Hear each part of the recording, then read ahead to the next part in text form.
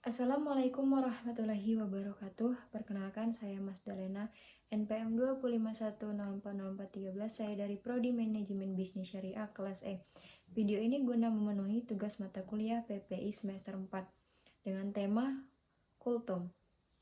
Alhamdulillah wa syukurillah wassalatu wassalamu ala rasulillah nabiyya ba'da amma ba'du. Pertama-tama, marilah kita panjatkan puji dan syukur kepada Allah Subhanahu wa Ta'ala yang telah melimpahkan rahmat dan kasih sayangnya kepada kita semua, sehingga kita semua dapat berkumpul di sini tanpa suatu halangan apapun. Salawat beserta salam tidak lupa kita curahkan kepada junjungan Nabi besar kita baginda Nabi Muhammad Sallallahu Alaihi Wasallam, juga kepada keluarga dan pengikutnya sampai akhir zaman. Amin Allahumma amin. Hadirin rahimakumullah, pada kesempatan ini izinkan saya membawakan ceramah yang berjudul Saat Ibu Menangis.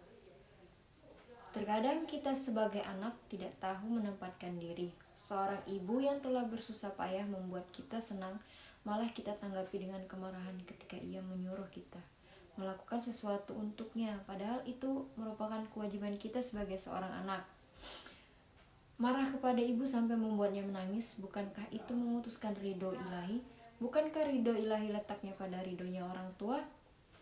Dari Abdullah bin Amr radhiyallahu anhu, ia berkata, Rasulullah Shallallahu Alaihi Wasallam bersabda, ridho Allah tergantung pada ridho orang tua dan murka Allah tergantung pada murka orang tua. Dari hadis ini sudah jelas ya bahwa apapun yang membuat orang tua murka, itu murkanya Allah juga. Seorang anak yang membuat ibunya menangis adalah anak yang durhaka. Pastinya kita tidak mau dicap sebagai anak durhaka, bukan? Astagfirullahalazim. Tentunya kita semua tidak ada yang mau. Hadirin rahimakumullah, ada sebuah kisah yang terjadi pada zaman Rasulullah Sallallahu Alaihi Wasallam, di mana saat itu ada seorang anak yang terkenal sebagai ahli ibadah dan saleh. Suatu ketika ajalnya datang menjemput. Namun saat itu juga Allah memerintahkan pada malaikat maut hanya sampai pada kerongkongan saja.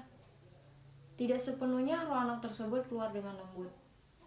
Rasulullah yang menyaksikan anak tersebut pun langsung berdoa kepada Allah, diberikan kemudahan kepadanya. Hanya saja Allah Subhanahu wa Ta'ala belum mengizinkan. Bukan hanya itu, penderitaan yang diterima oleh anak tersebut ketika dikuburkan, tanah pun enggan menerimanya. Akhirnya Rasulullah SAW menyuruh salah seorang sahabat memanggil ibu dari anak tersebut. Ibu yang dimaksud pun mendatangi Rasulullah SAW. Apa kesalahan anakmu semasa hidup, wahai ibu? Tanya Rasulullah. Tidak ya Rasul, anak saya tidak pernah salah apa-apa. Dia anak yang baik. Rasul, dia anak yang salih, jawab si ibu. Sampai 3 kali Rasul bertanya dengan pertanyaan yang sama, sampai akhirnya berkata, maafkan anakmu wahai ibu, agar selesai nazab anakmu. Selain itu, Nabi berdalih kalau si ibu tidak memaafkan, maka sang anak akan dibakar sehingga ibu itu pun memaafkannya. Aku memaafkan dia ya Rasulullah. Dia memang pernah menyakiti hatiku, namun aku tak tega melihatnya dibakar ya Rasulullah. Maka aku akan memaafkan kesalahan-kesalahannya, kata si ibu. Dengan kehendak Allah Subhanahu wa Ta'ala, maka nyawa anak itu pun dicabut dan dikuburkan dengan layak. Hadirin rahimakumullah, kisah anak tersebut memberikan kita pelajaran bahwa ridho Allah benar-benar terletak pada ridhonya orang tua. Meskipun sudah melakukan banyak ibadah kepadanya, namun di sisi lain durhaka kepada ibu, maka Allah pun tidak akan meridhoi kita.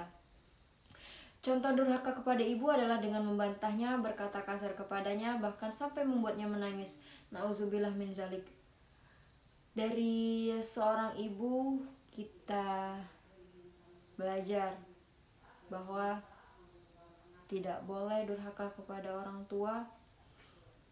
Seperti kisah yang saya sebutkan tadi, itu akan memberatkan nazab kita.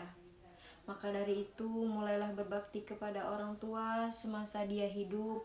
Apabila dia sudah meninggal, sudah tidak bisa lagi untuk berbakti kepadanya. hanya bisa mengirimkan doa. Maka dari itu, beruntunglah kalian masih mempunyai kedua orang tua yang lengkap. Banyak di luar sana yang bahkan iri kepada kita semua yang orang tuanya masih lengkap, masih bisa berbakti kepada orang tua. Maka dari itu, bersyukurlah orang tua kita masih lengkap.